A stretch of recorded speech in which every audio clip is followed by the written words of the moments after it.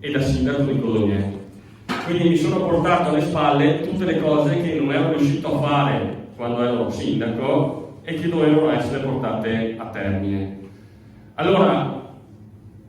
la cosa su Codogno su cui io sono veramente orgoglioso e soddisfatto è di aver aiutato l'amministrazione comunale a realizzare una nuova scuola media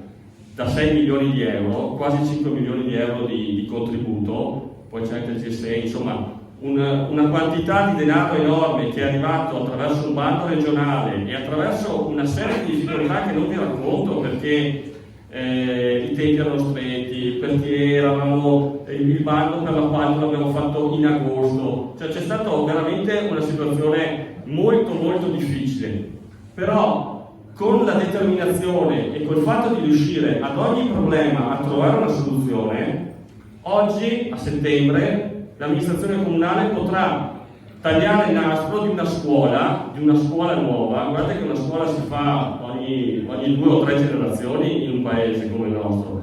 Noi siamo riusciti a fermare un'ipotesi che io avevo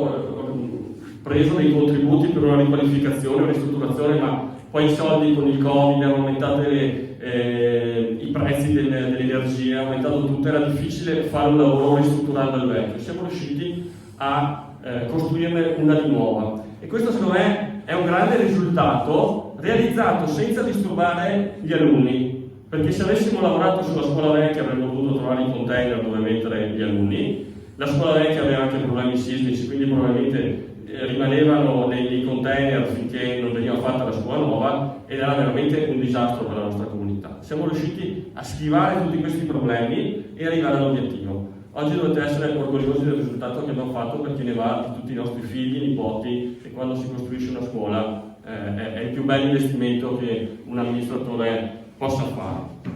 L'altro obiettivo su cui mi sono speso e che è stato raggiunto e che tra poco il prossimo anno vedrete inaugurato è la casa della comunità. Allora, dopo il Covid noi ci siamo accorti che il nostro sistema sanitario non riusciva più a gestire la medicina territoriale. Cioè noi avevamo tutta la gente che andava in ospedale, pensate che noi abbiamo 2 milioni di accessi all'ospedale,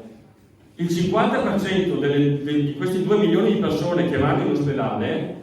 vanno in ospedale per un codice bianco, cioè per qualcosa che può essere risolto magari con il medico di famiglia o con una medicina territoriale funzionante. Allora con un DM del 2022 nazionale